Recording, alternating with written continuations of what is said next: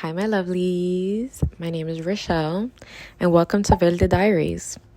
This is going to be our safe space where we can get ugly when we cry, where we can feel the hate, the dislike, disdain, whatever synonyms exist there for not feeling the best.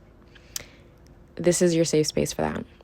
I'm not going to sell you or pitch any overly optimistic BS. I can't do that because, to be very honest with you, I'm still in the process of learning how to accept who I am, finding out who I am, and accepting the ugly parts of myself. It's not easy. It's literally building a habit and being consistent with reminding yourself how great you are. And some days it's going to be ugly. Some days I wake up and I literally hate it here. Other days, it's not too bad. And then other days I'm on my period. And so in reality, as women, we don't win all the time. But when you create the perfect routine for yourself and the perfect little formula of self-love, it is possible to overcome anything else that you thought was never possible to overcome. So I invite you to what is now our space where we can just spill the tea, girl. Where we can literally just sit comfy in our beds and feel comfortable in the uncomfortable. That's what I want to give to you. It's my love letter. Let's do it. So today, as you see from the caption, I wanted to really touch on accepting yourself. And I know that we are sold and given this magic pill perspective or happening overnight perspective that in reality, for me at least, doesn't exist. And what I mean by that is that you wake up and you feel good, and then other days you don't feel good. And those days specifically within your routine that doesn't feel like it can fit makes you feel like if you have had a bad life entirely. Makes you feel that this is now not worth it anymore. And I want to stop you real quick. One bad day does not equal to an entirely bad life. It does not. And in the process of learning to accept who you are, you have to hold yourself accountable and pick yourself back up when no one else can do that. Because the only reason that people feel more confident when they walk into a room, people can socialize, people can make friends, people can do the simplest things like sharing their space or feeling comfortable by themselves, is because they have created that mindset. They have practiced physically what it was to embody that. And it goes the same thing with self-doubt and self-hate, where you see these parts of yourself that you don't like, these parts of yourself that are a bit deceitful. You hate the way you look, or you dislike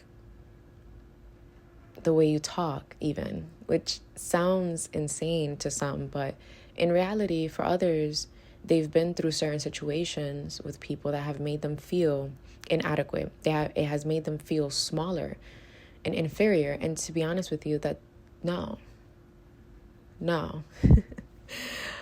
I want to remind you that it takes a village. It takes a community. But most importantly, it takes you taking that first step.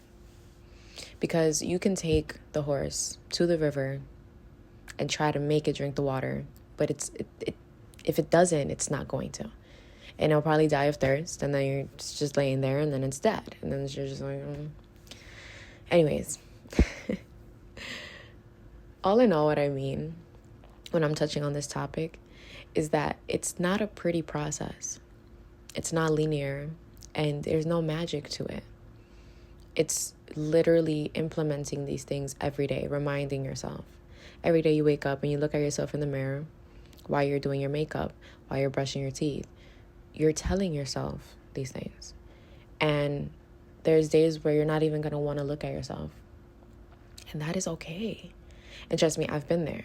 Because when you have gone through things that have conditioned you to believe that you are less than, it is so hard to accept anything other, because it's stuck in here. And that's another thing too, is like when it comes to really dissecting the shadow parts of yourself, you have to look at that version of you that is the villain, like the part of you that can be deceitful, the part of you that can cheat, can manipulate, can be mean, the parts of you that are filled with anger and rage. And remind yourself that it is okay to feel. Now, the behavior that comes with the feeling is different. That's different. But the feeling, processing your emotion, letting it flow through you, it is 100% okay. Because you are, like, not only capable of feeling, but it is okay to feel. You have that right, which is what I really was trying to say in the beginning. You have the right to feel. No one can take that away from you. And no one should want to take that away from you. But because you have been conditioned to think these things, now you have to make decisions and choices based on this mindset. So now you want to change these things, but how are you going to do that? Well, that's the $1 million question. What is it that you can add to your life that will help you change the things you don't like? What is the nice, beautiful workout that you can do to get your dream body? What is the meal plan that you can create that's going to help you lose weight? What is the content framework ideas that you have that is going to get you to become an influencer? What's the makeup that you have to buy? The skincare, it's an endless list. And it can become extremely, extremely overwhelming and overstimulating. But when you start just by making the list, it's a great start. But you have to do. And there's going to be days where you're going to have setbacks and you're going to be like, oh, well, I'm not my best self today. I ate a bag of Doritos and a whole thing of Chips Ahoy cookies. Like, okay, that's fine. But recognizing and then maybe stopping, or recognizing, hey, I did it this day, maybe tomorrow we'll do it different. Because the writing it down and fantasizing about it doesn't make it real. You have to, through tears, sweat, blood, probably your kidneys, maybe you want to sell them. You have to literally do it. And again, there's days where you're going to feel shitty, and that is okay. But there's such beauty in being vulnerable and such opportunity with feeling that way. Because you have an endless amount of choices. And you can either stick to the one you've been conditioned to, that you don't want to be anymore, or you add and transform the decisions of what your future self wants. I'm not going to lie to you, sidebar, anytime I'm talking to a dude and I'm getting to know this person and they say something that I don't like, I ask myself, is this what my future husband would do? And I go, no. And then I walk away and I exit the premises. And that's exactly the question that you should be asking yourself. Is this something that my future self would do? Is this something that the richer, prettier, you're already stunning in the sense of your glow up, would do? More qualified would do. More character development, more mature would do. What is it that this person that you aspire to be, what does their day-to-day look like? What do their decisions look like? So now when you sit there and you envision that, or you have this list, then you look at the list and then you rank them from easiest to hardest. The ones that can be done, right? These habits that you're trying to create, which one is the easiest? That takes less steps, that takes less learning maybe, that takes less time. You go ahead and you do it, execute it. And then just by doing that, even though it's the easiest, even though it may be the smallest, even though it was to you unimportant, because then you realize, oh, well, that didn't really do much. Again, there's no magic pill. But because you did that, that is literally one step closer to getting exactly where you need to be. And so now when you build that routine of doing the easiest stuff, it becomes easy. Then you add the second easiest, and then a domino effect, until next thing you know it, doing the easiest skills helps you fulfill the harder skills, retain information better, become stronger, eating better, laughing more, enjoying life. It changes your perspective. And that's another thing I want to touch on. What is your perspective right now? And when you actually, if you're a visual learner like me, when you write this perspective of you down, of the things you believe, your moral, your ethics, of how you view life, how you view your own life, in the most raw, truthful, hurtful way, what is it? Because sometimes we lie to ourselves and we gaslight ourselves, and we want to believe the things that we don't truly believe. And then when you do that, it doesn't change your core beliefs. It doesn't change your subconscious, because all you're doing is consciously making these decisions, but you're not learning from them.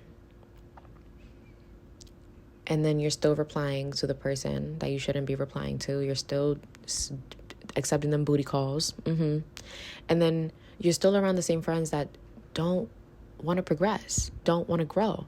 And then you're still not cutting ties, which it hurts, not easy, with the family members or just people in your life that keep coming in and out because they think that they can do that because you have given them the opportunity to do so, to take advantage. So when you look at it from the lens of your future self, and then you go, well, okay, these are the things of my perspective I want to change. We're going to rank this list from easiest to hardest based on my future self. And then you're going to learn, because doing it visually, right? Doing it and building the routine is a part of learning. But then you want to understand why it is that you think that way. And sometimes the best way to do that is from learning from others, which is why I'm here too. Because sometimes we want to romanticize, which is nothing wrong with that. Still do it, but in a healthy way. Because even when we romanticize, we're doing it still sitting in the pile of things that we do not want to be sitting in. So that was just really the start and introduction of what I will be bringing to the table. And if you want to meet me, and if you want to be a part of this feast, then bring something good and yummy. But I just wanted to set a reminder that what you're doing right now is enough, that you are enough. And the only way for you to attract the things that you want and aspire to have in this life, you have to become that. And it's not going to be a super easy fix.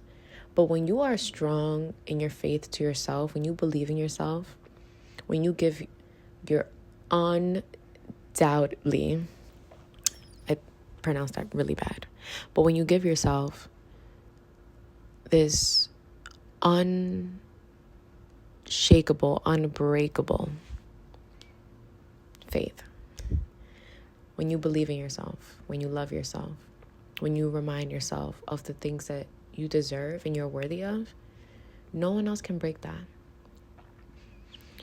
And I'm here to be your best friend, your free therapist, or a sister.